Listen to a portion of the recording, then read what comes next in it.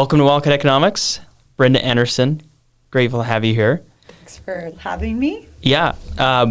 So Brenda, I'm going to let Brenda, of course, introduce herself and talk a little bit, but co-founder of two companies centered around the job market, especially around Gen Z, which for our listeners is essentially anyone born after 1996. I'm really excited to talk about Gen Z today because I am what they call a zillennial. I was born in 1996, so I'm too young to be a millennial, too old to be Gen Z. I kind of consider myself a baby boomer when it comes to my personality. Really. Just go for the boomer. But, excited to talk about this. I have a lot to say because I've been in the workforce now for 5 years and have been, kind of experiencing what it's like to be a Gen Z employee / millennial.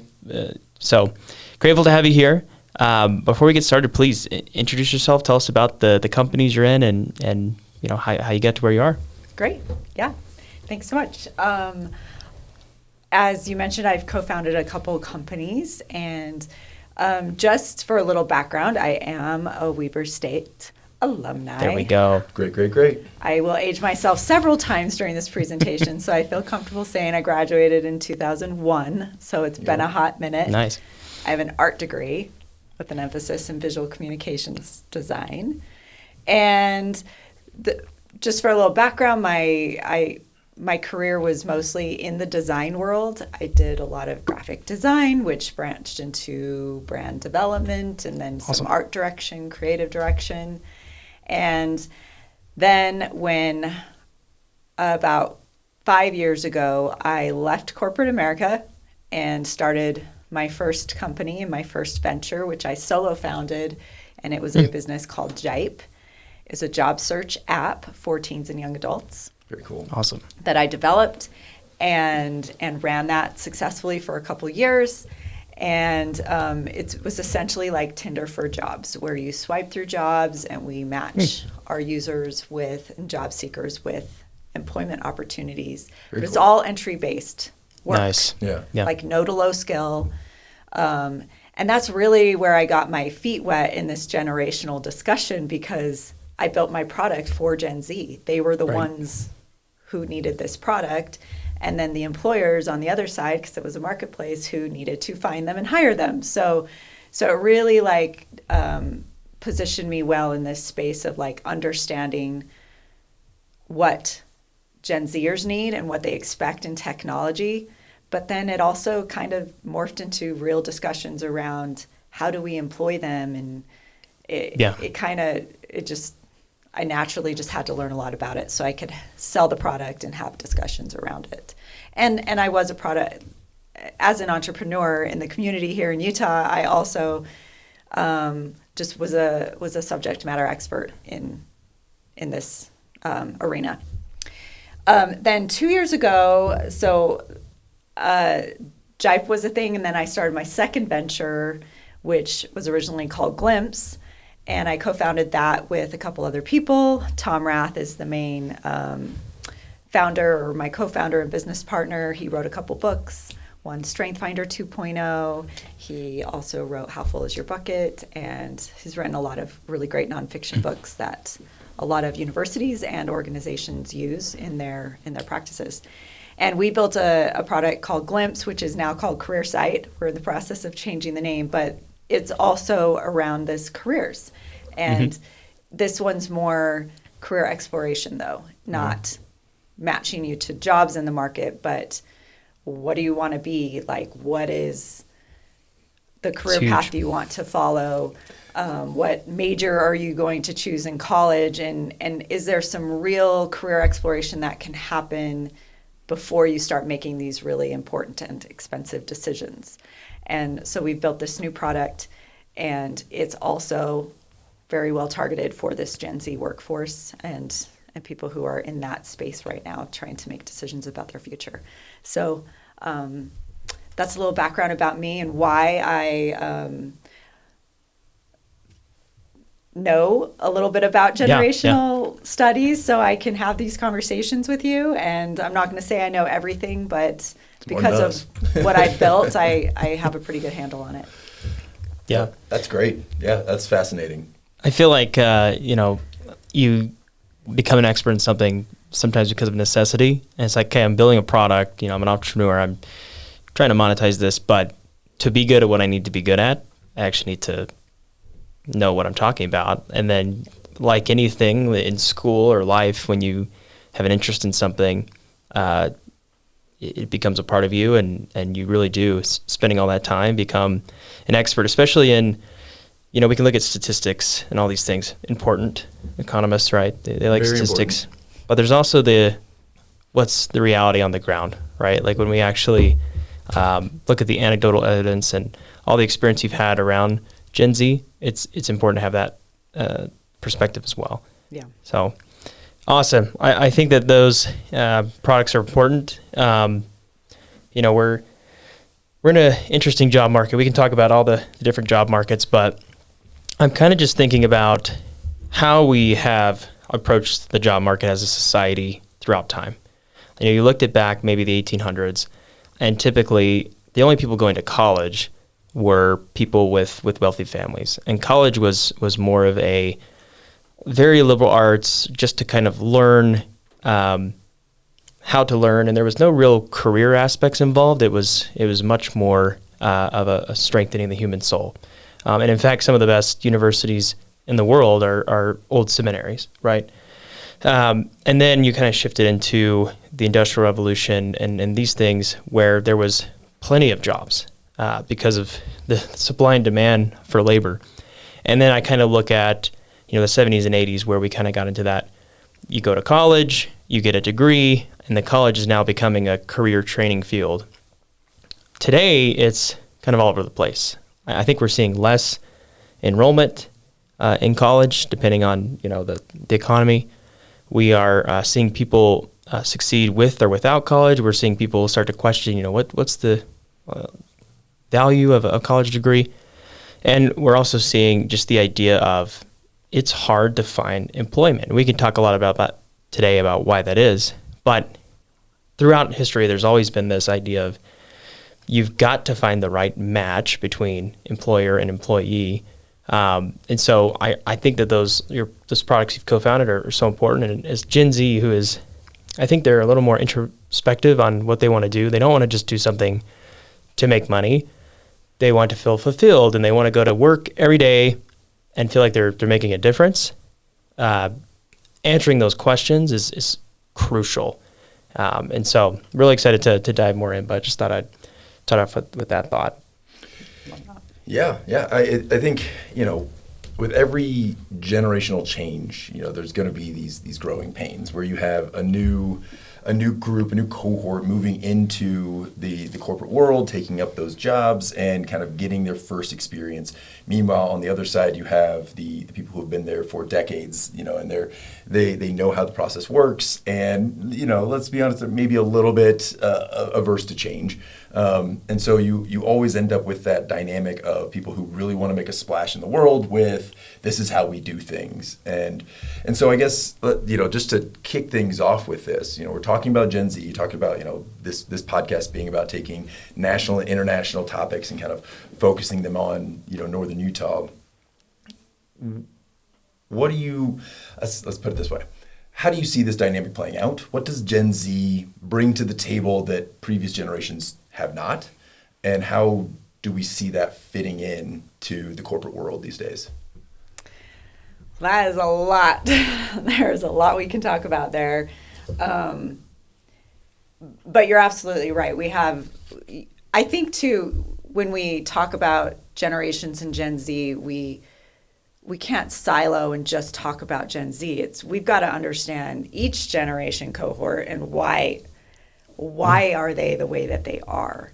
And I think this understanding that, to me, seems very fundamental. Like, you, as an employer, you've got to understand why Gen Z are coming into the workplace the way that they are, because it is different.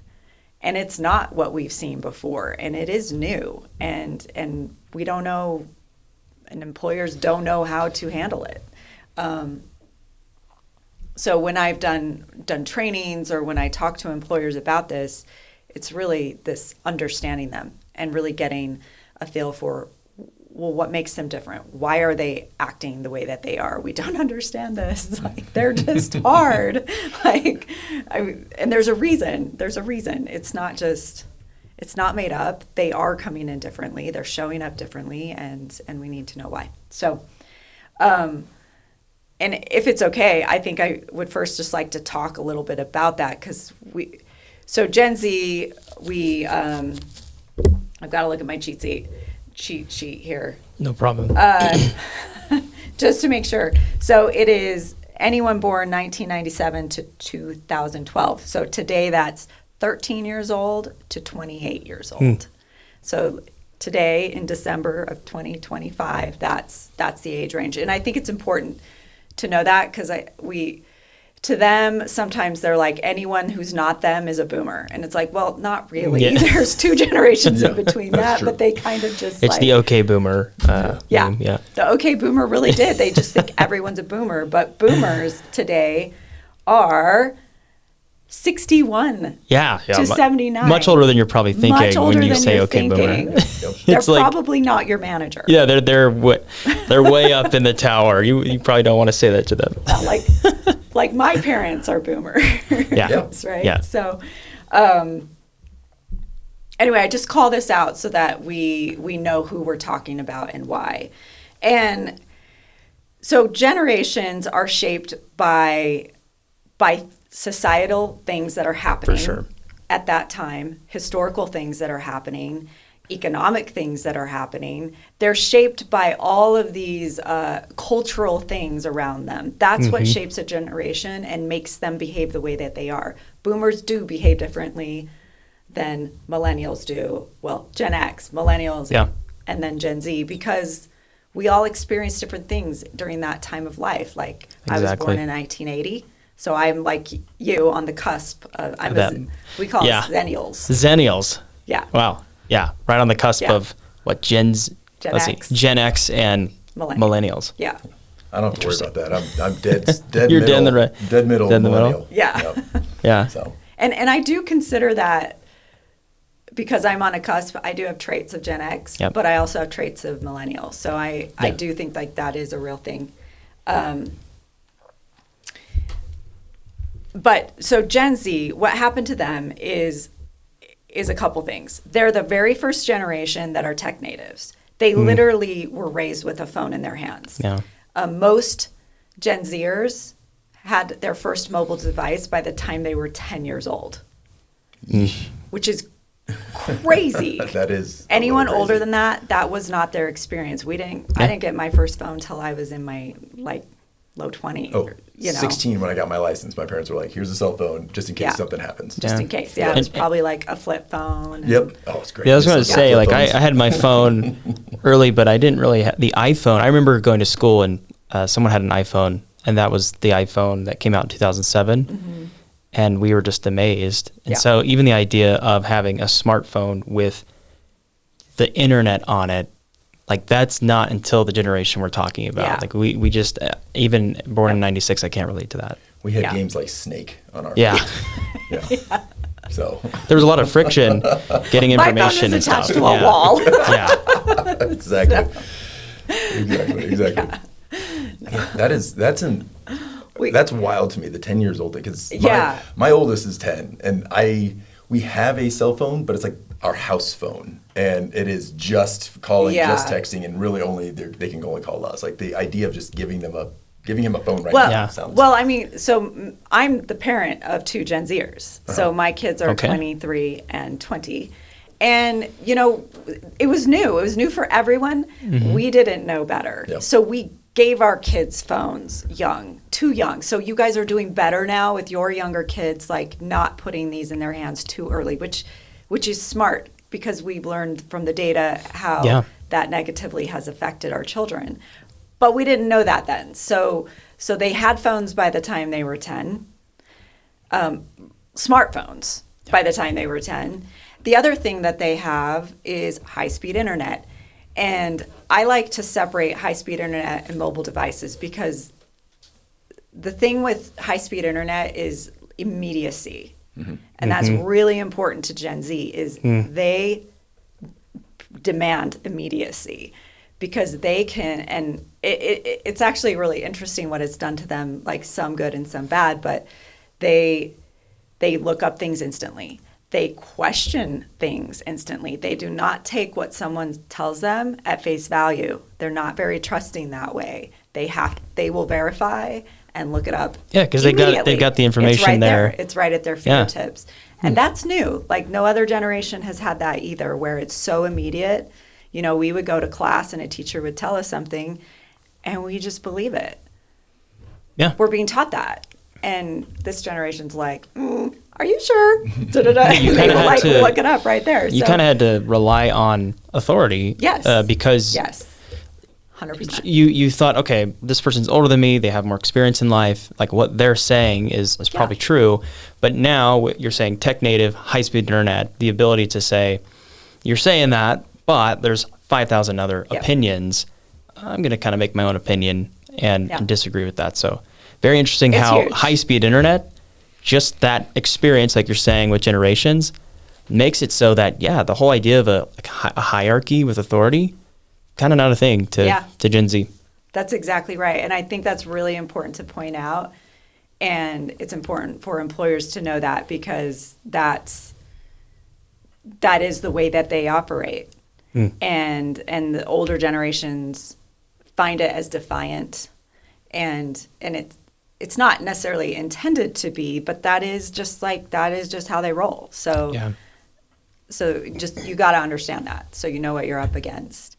And then the third big thing that happened with Gen Z, so we've got mobile devices, high-speed internet, and then historically what happened is COVID.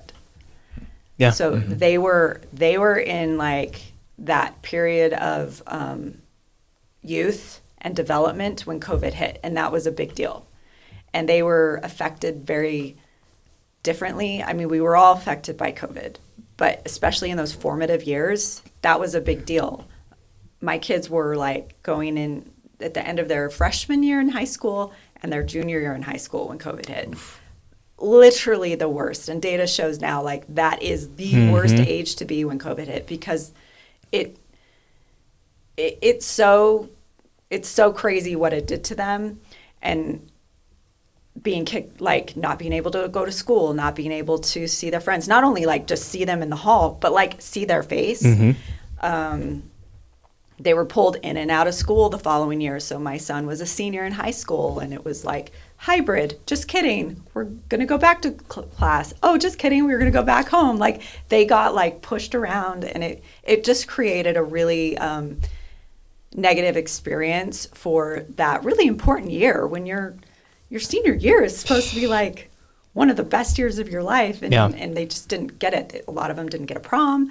They didn't get a graduation. Like those, which are milestone like moments for a person's life, and they kind of got robbed. They're like a rite of passage. It is a rite of passage thing that every society has to some degree. They're different in every cultural group, but they experience those, if at all, they experience them through a screen or through a very watered down version of what I experience, what you experience.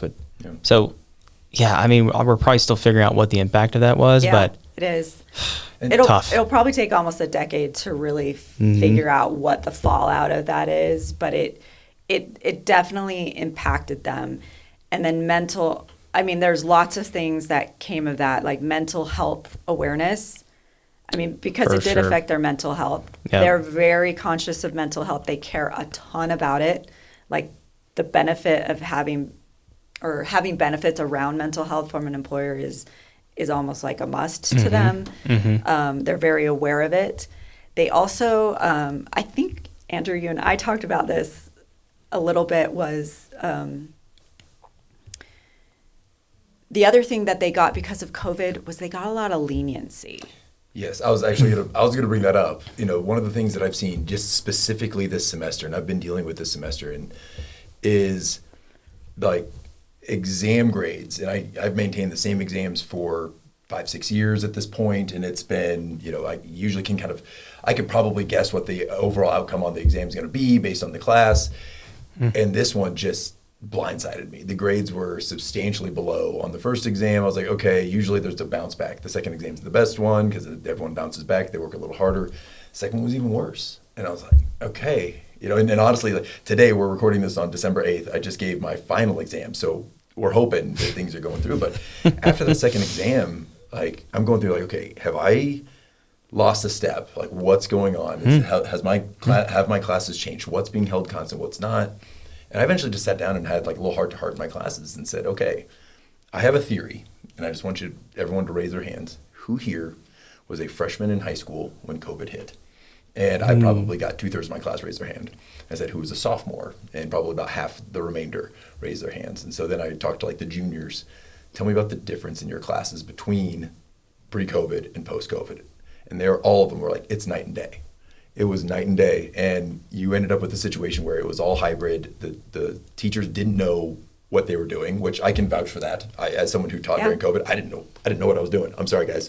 Yeah, we're all learning here. Yeah, we're all learning. The professors are still learning while they're teaching. Interesting. Yeah. Exactly. No, trying to learn how to, one of the things they don't teach you in your PhD program is how to teach. Yeah.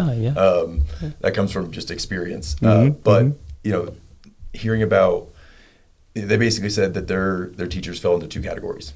Either they were burned out and didn't care because everything was nuts, or they cared so much that they provided almost like too much flexibility in trying to help, but basically just watered everything down and made it too easy. And I think, at least what I've gathered just in my two classes, again, just myself talking to some other faculty, because we're seeing this not only in my class, but I've had other professors come to me especially after that second exam, and be like, okay, you teach a similar level class in a different field.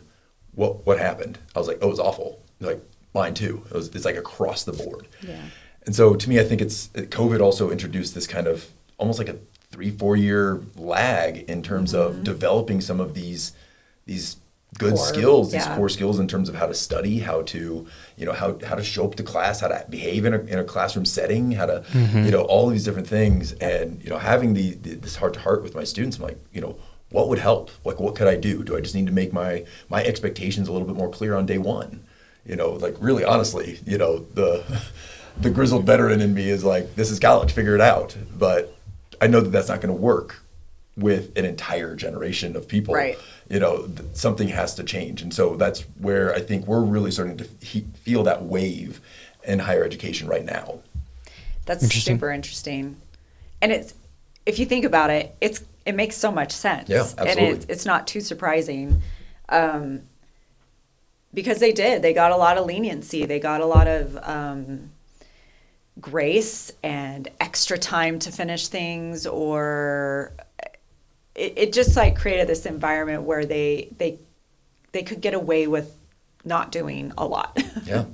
And unfortunately, because that's kind of that critical time when you're learning these core skills, it's translated, it just continues to be the expectation is they like flexibility, they want leniency, they think they're going to get a pass.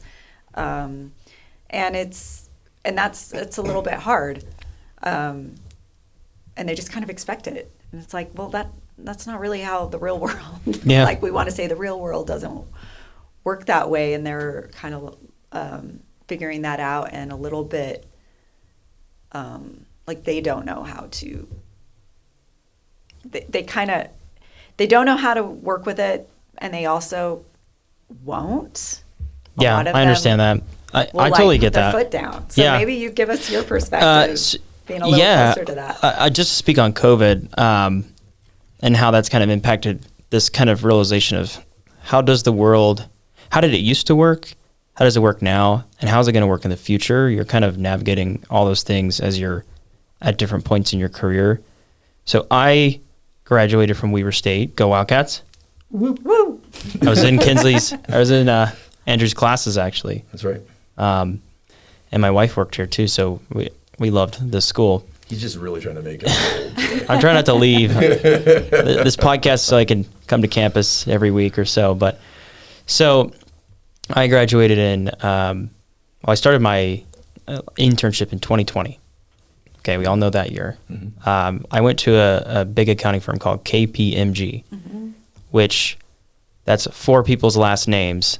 And the name of the business is KPMG, which tells you it's a very old business. It was started in the 1850s, and it has a very old hierarchical structure. There's a couple partners, some senior managers, more managers, lots of staff, and it is very, you do what you say, and you don't really ask questions. COVID broke that open for a firm like KPMG. I started my internship in January of 2020. We started hearing about this sickness coming out of China. No problem. February came around, no problem. And then we were sent home, I think, the middle of February. And I never saw the office again for 4 years. I had to learn how to do pretty collaborative work completely alone. And my managers, because they were not trained on how to teach someone through a screen, it was just kind of a, hey, you got to figure this out. Like, you still have a high demand in how you're going to get your work done, but you just got to figure this out. And I kind of wanted to share the story so we can talk about how Gen Z can be resilient, because every generation has had something that shaped them, whether it's war or economic hard times, or with Financial crisis. Right? Yeah. Or with Gen Z, it seems like everything, all that combined. How do we bounce back? And one thing for me was, okay, I learned how to figure things out on my own, and I did actually develop a love for human interaction and a desire for human interaction. And as soon as I could get back to the office, I actually did. And I think this might be something people think, we've seen the things people think about Gen Z. Oh, they're lazy. They're entitled. They don't want to work hard. They just want remote work so they can go run errands all day.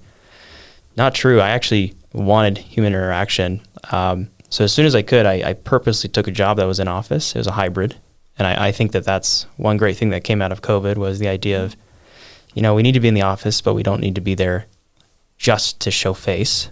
It's a change in generational standards of productivity. But when I started to go back in person, that's when I started kind of learning the old ways still existed, and I kind of had to learn some things that I still think are applicable today. Like that person is where they are because of time. They've been in here longer. What does that mean? Well, the reason why time is important is because you've had more experience with a variety of different things happening. So it was that combination of, well, I have all this information. I'm from this generation that knows everything too. It is actually important to sit in a certain seat in a career for a certain amount of time, because there's things to learn there. So sharing that story, I'd like to get into maybe both perspectives of, okay, let's think from Gen Z's perspective. How do I navigate all these negative things? Like, what can I do to have a good career despite all of the negativity? And then after that, maybe we talk about from the other perspective of, okay, there's all these challenges he's been through. How do I create a great environment? Because here's the thing. I don't know the stats, but I know that a significant amount of baby boomers are leaving the workforce soon to retire. And so they're leaving behind offices, careers, everything that need to be filled by the upcoming generations. And one day Gen Z is going to manage a new generation. So it is crucial for employers to invest in this generation, even though there's this challenge. So let's start from the Gen Z side. I've got all these things we've talked about. What do I do? How do I succeed? And either of you can take it from there. No, I don't know.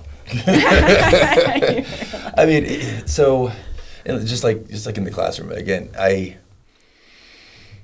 looking at it from someone who is older and thinking about this newest generation, that's something that I'm currently really trying to dig into. Is like, okay, how do I adjust how I'm teaching, how I'm doing my job, how I'm interacting with this generation? Because for so many years it was easy because I was just a little bit older than them. I remember my first teaching job when I was in grad school.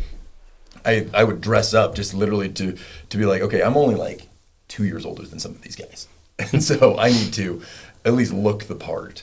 And now, like, I'm definitely much older than my students are, and I'm starting to run into that issue of like, okay, I make pop culture references that they look at me like I'm crazy, right? And they make references that I'm like, that sounds dumb. I'm sorry. What word are you saying? Exactly. So I guess, if you were advising someone in Gen Z heading into the workforce, what would you, how do I word this? What would you kind of advise them in terms of what to expect, where maybe their expectations aren't going to be met, or maybe something is going to, here are some possible roadblocks and how to get around those? Okay. I'll do my best. Go for it. And I'm not going to say this is perfect either. We're all feeling our way around this whole situation right now. So. I do feel like Gen Z needs to, I'll just say it how it is. They need to lower their expectation. A lot of them want to go into the workforce and they want to just hit the ground running. It's like meaning almost skip a step or two, where they want to be trusted immediately. They want to be heard and immediately. They want all this flexibility immediately. They want all of this. Again, it goes back to that immediacy, and what they're expecting is they want an employer to do all these things for them. That's not the way it works. Yep. And could it be possible that we build a society where but that's not the current state of the union, if you will. No, the state of society is you earn it. You have to earn flexibility.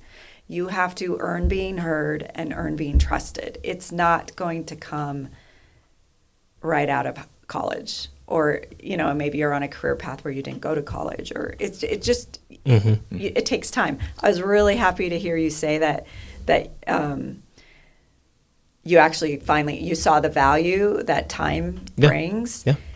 I'm really happy to hear you say that, and I hope that all of Gen Z get to that point where they see that value, because it is earned.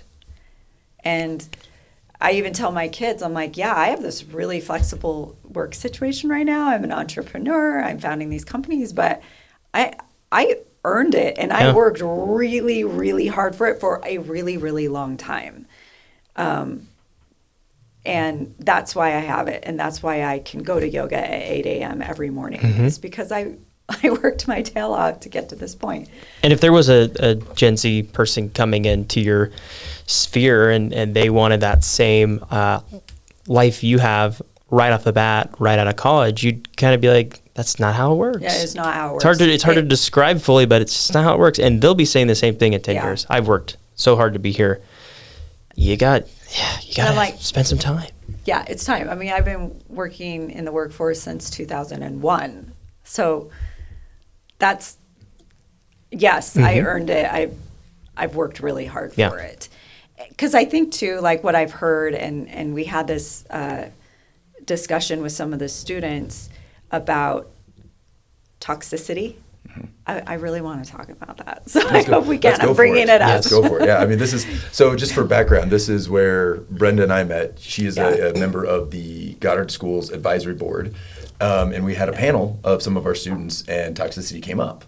And I do remember it was one of those things that you specifically asked about. What do you mean by toxic? Yeah, they couldn't really answer it. They couldn't define it. They kept saying, we don't want a toxic environment. And I was like, well, what does that mean? What is toxic to you? And I was maybe a little unsatisfied with the answers, but it's still interesting to hear their perspective. But one of the things was work. That's toxic. And I'm all, well, that is a great way to not get a job. Because it does require work. Yes, I do think there are some situations where that is exploited. But I would say that's less common than you would think. And you do have to work hard. And it is going to be expected that you put in your time. And I mean, even as an entrepreneur, especially with my first venture, when I was a solopreneur, I have business partners now, so we can kind of help each other. But when it was just me, I worked so much. I worked. Like, but that's where it got me to where I am today. So I don't know. That was just one that I've been thinking about and simmering on a little bit, because I'm like, that's so interesting. I think work-life balance is important, but also you are expected. So to go back to the original question about advising, you are going to have to work really hard. Yep. You are going to have responsibilities, and you're going to be expected to meet marks, regardless of what it takes to get there. And that's just the reality of it. It is. In fact, I would say do a little extra, because that is, the little extra is what's going to then get you noticed, going to earn trust. Like, people be like, oh, this employee, she did all these extra things, or that's how you do it. It is a little bit like a game. That's how you play the game. Yeah. And as much as maybe I hate to say that, but that's just like I said, that is the current society that we live in. If you have an employer that happens to have amazing work-life balance and lets you work whatever hours you want, congratulations. Yeah. That is fantastic, but that isn't the norm. And it's probably more dead-end job than you think it is. I just feel like if you're at a place where, everything's good, there's no real accountability, and maybe people don't want this, but there's the idea of moving up in your career and taking on responsibility. If it's too easy, too unaccountable, then you're probably in a role that's doesn't need a lot of accountability, and that can be a bad thing, especially with AI on the way. Yep. That's going to eliminate roles that don't have a lot of accountability. One note on the work. From my perspective, I've kind of noticed that I organically work more on things where I have an understanding of the why, and I have a little bit of ownership. On the why side, when I worked at those big accounting firms, one thing I noticed, so I'm a CPA, and there's one thing I've noticed about CPAs is they're not very good at teaching. They would pass down the work to you and say, here's what needs to be done. But if they just would have taken a little more time to say, here's why we're doing this, I think Gen Z loves information. We can access it. And if you kind of explain the why behind something, there will be a little light that goes, oh, I understand what I'm doing. I understand why this is taking so long. I'm willing to do it because I understand why. Yeah. The next part was the ownership part. And there's two things to that.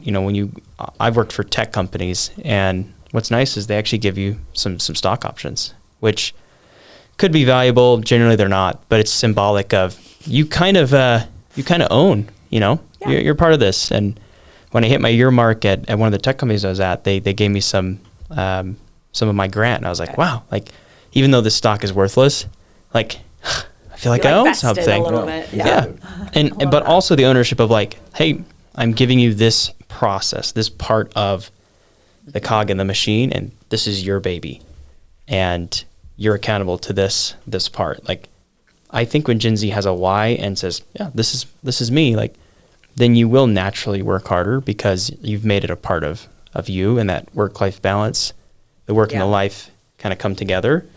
And so when you're talking about your entrepreneurial journey, yeah, you're probably working like crazy, but at the same time, you probably felt energized. You probably felt great because you're like, I'm building this for me. I'm owning this, and I understand the why behind it. I think that this is probably from the employer side, but doing a better job of that, because I do think other generations are, well, that's just how it is, and you don't ask questions, right? And let's take that as a springboard. So you're saying that the why. What I'm hearing is you're giving your employees purpose, right? You're showing them here is purpose, and that purpose is going to build into that kind of self-worth, and here's why we're doing this, and kind of gives them that fulfillment. So if we kind of pivot into that, let's go from the other side. Yeah. We spent a lot of time kind of poo-pooing on the expectations of Gen Z. Let's spend some time poo-pooing on the expectations of the older generations, right? The millennials or the Gen X or the boomers, whoever's in charge. What do they need to know? How do they need to maybe adapt? Something like what Connor was talking about. What advice would you have to the employer side in terms of hiring Gen Z and making this kind of blend a little bit better?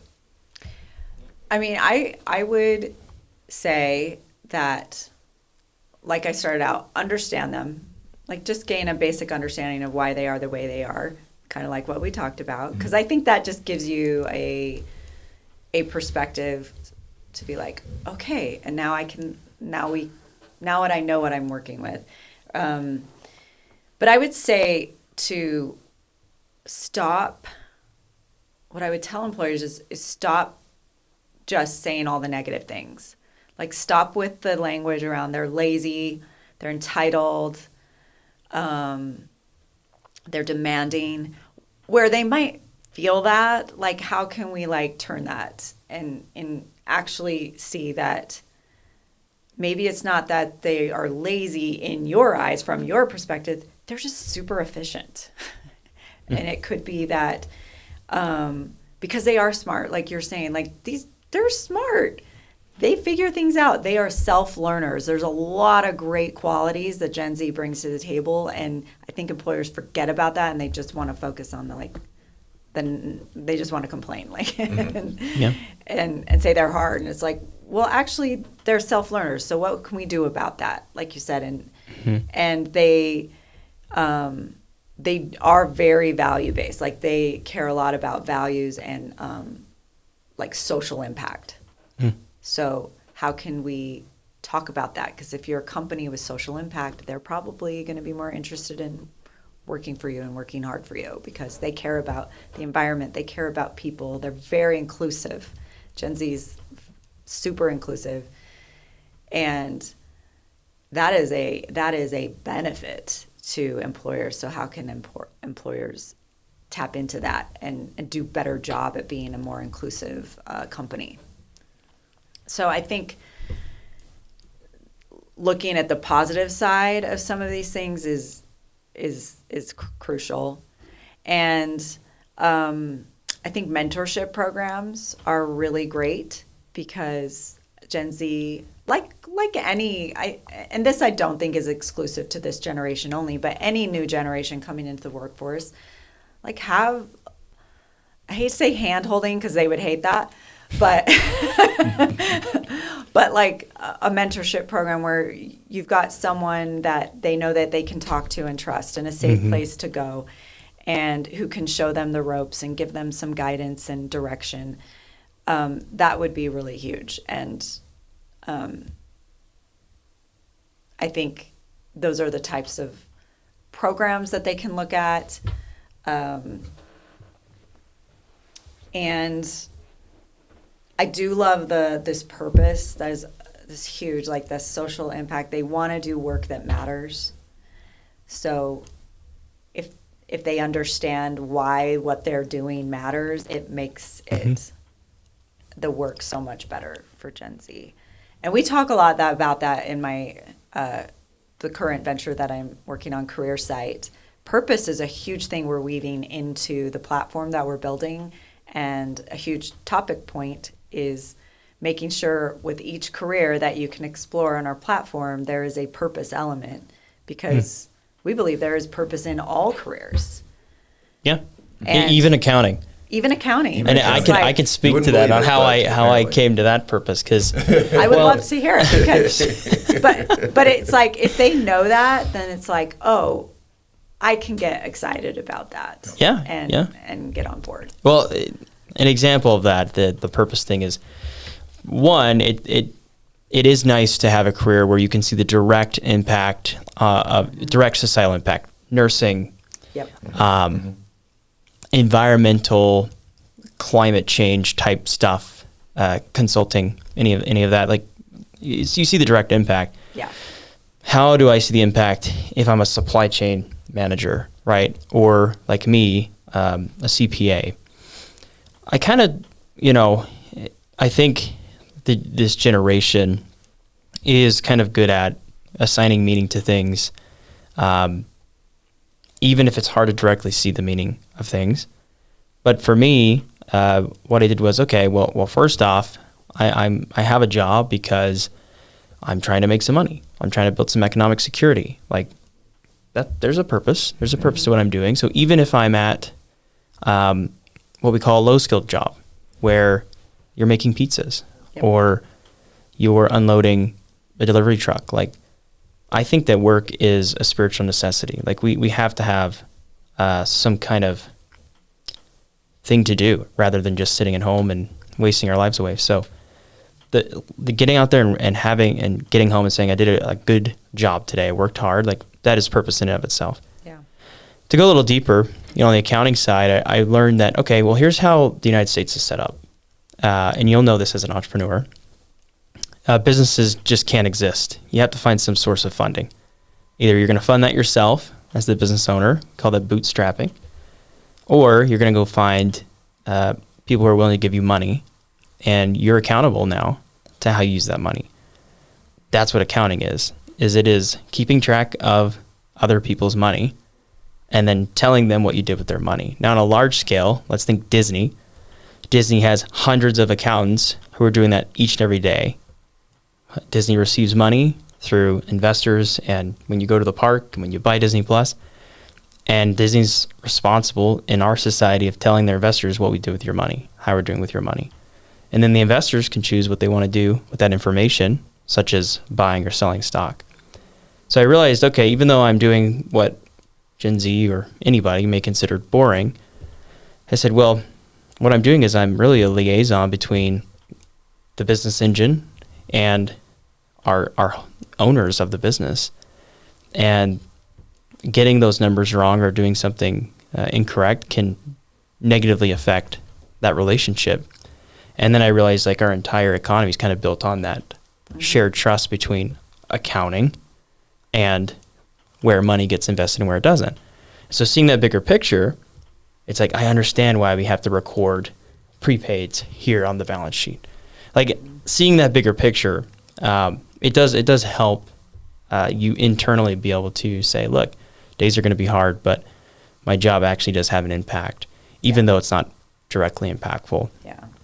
Again, I think employers can do a good job of that. I'm sure someone who's been working in accounting for 20 years knows this, but isn't willing to share that, or maybe doesn't know how to share that. Employers aren't good at explaining their impact to their employees. I would say that pretty confidently, generally, as a whole. They're not good at it.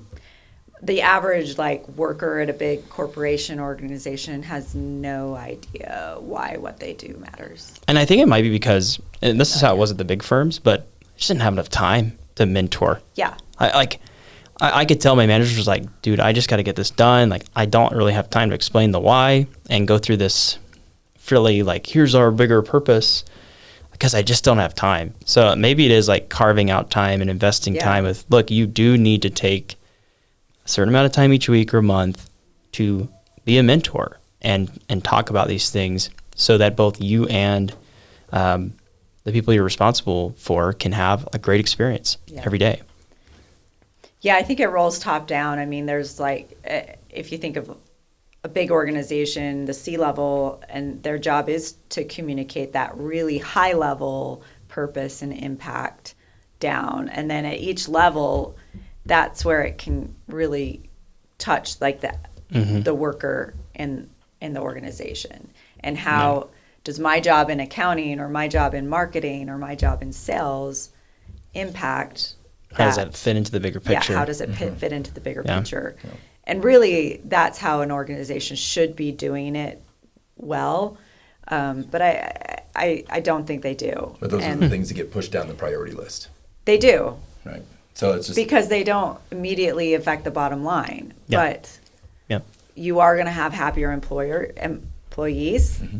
So it indirectly affects the bottom line, but they don't see it, so they don't put any emphasis on it. But unlimited wants, limited resources. That's what we call that in economics. Is what? Unlimited wants and limited resources. Yeah. Right. You only have so much time in the day. Only so many people to do the job. Something's got to get prioritized out there. But it's okay, but if we have this generation that we really need to capture their hearts to get them to work for us, we have to do things that capture their hearts. Yeah. And not explaining any of that is not doing that. Yeah. And just like not providing some of the things that they want or that would help them is they're going to leave. Yeah. They have no loyalty. That is one thing with Gen Z. Like they. This guy. You do? I can speak to that. Job hopper. Okay. Well, I can speak to, and I can talk a little bit about why, but I feel like this is very applicable to Gen Z. So started at big accounting firms. Mm-hmm. What's interesting about those firms is they want you to leave. They don't want you to stay your whole career because it's a pyramid. Yeah, they only need a few at the top, yeah. So they actually encourage you and mentor you when you hit a certain level to start looking elsewhere.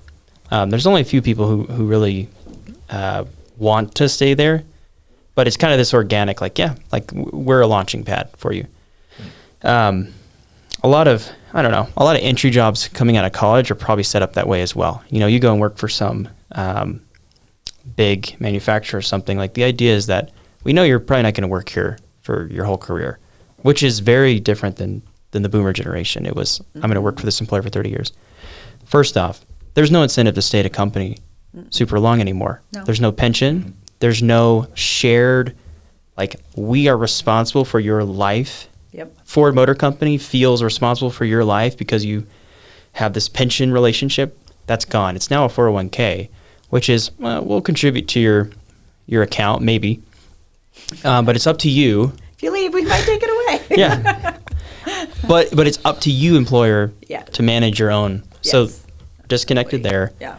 Obviously, there's benefits and everything, but there's no incentive to stay at a company for long anymore. And also, No, of course. I don't think there's loyalty the other way around either. Yeah. Yeah, I would say so. And I'll just tell you my experience as I went job hopping and why now I'm getting a little more settled. But so I went to this big firm, and the idea is that you leave. And then I got into kind of these other employers that, again, I just didn't see the why, I didn't see the purpose. And fortunately, I had skills that were in high demand. So I was constantly being asked, hey, do you want to work here instead? Oh, well, I've only been at this company for a few months. We don't care. Mm-hmm. This is the newer generation of work. And I worked for tech companies, so the average age is significantly younger than maybe when you think of a big corporation. So their appetite for, this guy only worked 6 months here, let's get him on. That doesn't happen at, Conagra Foods or something like that. So I had a little different experience because I was going into younger workforces who had that idea of, we know that loyalty's not a thing, but it is important. I'll talk about that. So job hop around, and I actually had a very steep slope. The way I've had people describe it to me that because of that, unfortunately, it's hard to get raises and promotions by staying. Yeah. The best way to do it is say, I'm leaving. Yep. And then all of a sudden they find the money, and it's no. So leaving and everything. But I will say there's still the old ways that are important, and there does come a point where that attitude is going to bite you in the back eventually if you just keep doing that. And so I've realized now, okay, I got to find a good place and settle down. And so I'm doing that now. And why I'm staying there is because, one is I'm in the office quite often. I've developed relationships with real human beings instead of just through the screen. That was another reason it was so easy for me to leave places, because it was remote only jobs because of COVID and all those things. Mm-hmm. Now it's I actually know who my CFO is, and I have conversations with him. And leaving would, there's a different factor, just, this company's going to pay me more money. It's well, I actually like these people that I work with. They're a part of my life now. That's now a factor when it wasn't before. And the shared loyalty is, hey, we have a plan for your promotion now. If you can stay here for X amount of months and build this, what I call social and professional equity, right? Which is essentially the time you've spent. We've got a plan for you. So my employer is now doing a great job of kind of giving me a clear path. And now that I have these bonds with people because I'm in the office, I actually feel loyalty to the company organically. And there's that factor of, okay, I've got some other offers that could go elsewhere, but like I'm factoring these in now. Yeah. So there's an incentive to stay. Yeah, and it's an incentive, but it's also like I've developed a loyalty to them because they've shown me some of these things we've talked about, where the why, the purpose, all those things. I think that you call out a lot of great points, because even my son, who he graduated from college, he has a degree in business too from SUU in the spring. So he's and he got a job pretty quickly after he graduated. So I'm really proud of him for that, because a lot of people struggled finding a job this year. It was kind of a rough market. And he really likes his employer, and part of the reason is they're showing him a career path. And they are I think they're a top 5 a Fortune 500 company. So they are a bigger organization, but they've showed him a career path, and he's like, I could make a career here. I think there's a point where he would leave if certain things didn't align, but he's kind of like, well, let's see how this plays out, because they're showing him that, and they are giving him those things that I think he does care about as a Gen Zer, and I think that's really cool. And some employers do that better than others. So that might be another thing that I would tell employers is you got a career path, this younger generation. Yeah, like a development program. Yeah. So, but the loyalty thing's hard, because it's like it's hard. I think you become loyal to people. You can. And so the more and that's the thing is like, am I loyal to my employer, LLC? Not really, but I feel a loyalty to the human beings around that organization. And that's I'm accountable to them. And that's that human interaction that we have, and I think that's beautiful and really important. And another thing about this generation that I find incredibly fascinating is they would rather be unemployed than unhappy at work. So they're happy. You sound really happy in your job because you're getting they're checking all these boxes. So you're happy and you're going to stay there. But if a Gen Zer does not feel satisfied and they feel unhappy, they have no hesitation leaving. And they would rather be unemployed. In fact, the stat is 50% would rather be unemployed than unhappy at work, which I am over here. I'm like, what? Yeah. That is crazy. Why do you think that is? I would much rather be employed. I would much rather eat. Yeah. I want to eat. And they kind of, I don't know why, but they are like, well, just, I can't explain that part to it about it. That's why it baffles me. I'm like, really? Like, well, what are you going to do? That is kind of like I don't know. We'll figure it out. Well, let's start landing this plane. Yeah. Get out of our booth here in just a second. I thought we were on cruise right now. Yeah, we've been cruising. So what I'm hearing, if we're gonna like take a couple things away from this, is if you're looking at Gen Zers, the advice is temper your expectations. Understand that nose to the grindstone aspect is a real thing, and that you're probably not going to find that unicorn job initially, and you're going to have to work to earn those things that you need to get to, and it's just going to take time and patience.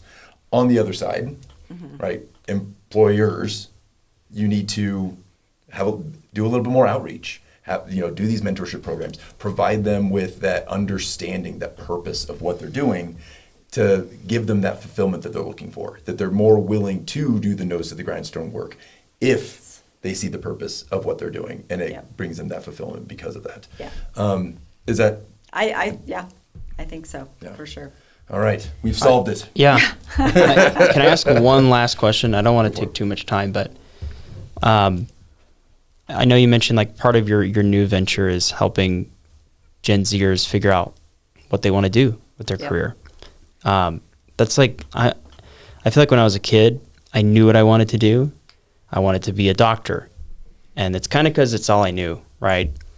But as I've gotten older, like I'm like, I still don't know what I want to do. Yeah. I'm still figuring it out. It's like I don't know what I wanted to do. Summing it up in 3 to 5 minutes, what's the advice on how to figure out what you want to do? Because I will say, unfortunately, the way, unfortunately, living in a capitalist society, like your job is going to be a part of your identity. It just is. And if you don't like your job, which a lot of people don't, then it's going to impact your life.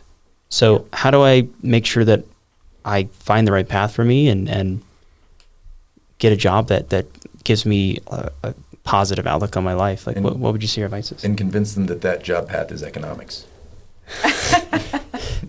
Let's slide that. That was the secret. That was the secret. What we were trying to get to that. Well, the expert on this topic, I would say, is Tom Rath, my business partner. And I've said a little bit about him. And I will tease his next book, which is coming out in August, and it is called What's the Point? Making Purpose Your Daily Superpower. Okay.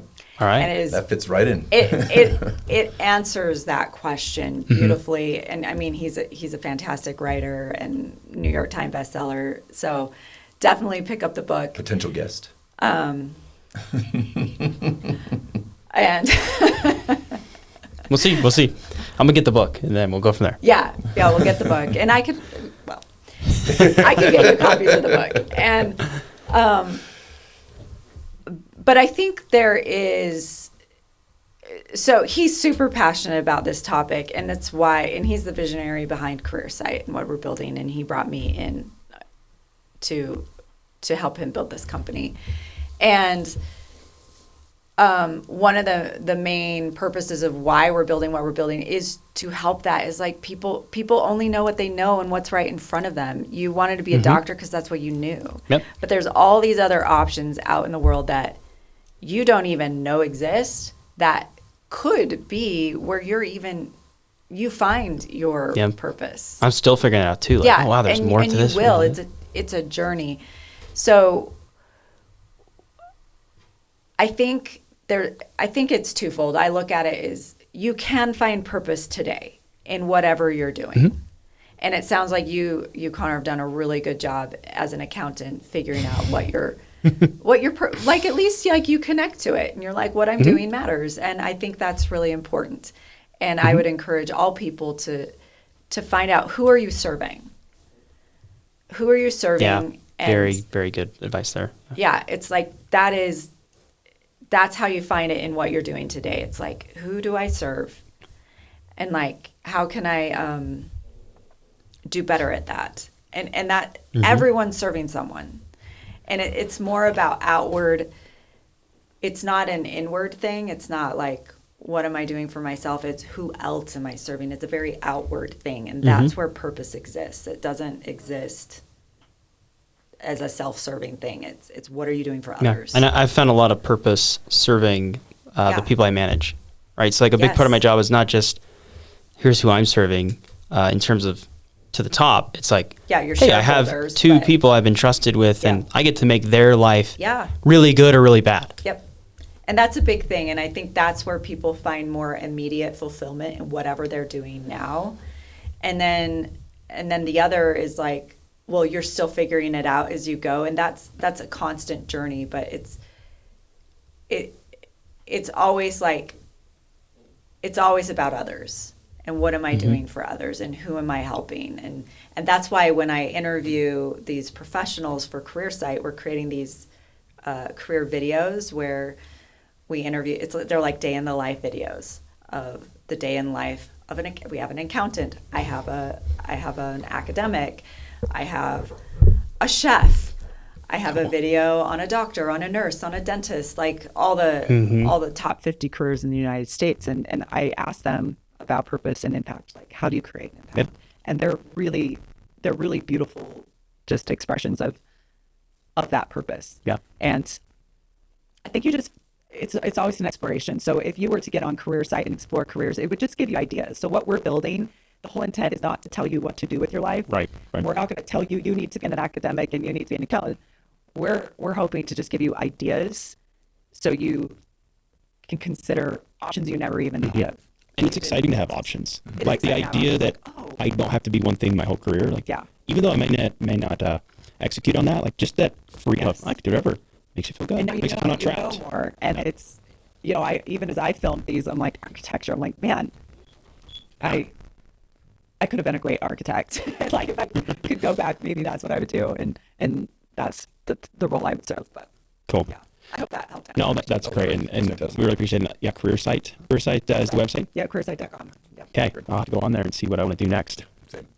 All right. Well, thank you so much Yes, for joining us thanks for today. having me. It's been fun. This has been a wonderful episode of Walk Economics. And all of our listeners, thank you. We'll continue to build this. Subscribe, do all those things you're supposed to do. And thank you. If you have any suggestions for future guests, please let us know. Reach out, and we want to provide the people with what they want. So just shoot us an email, shoot us a comment, and we'll get on it. Thank you so much. Thanks so That's been much. great.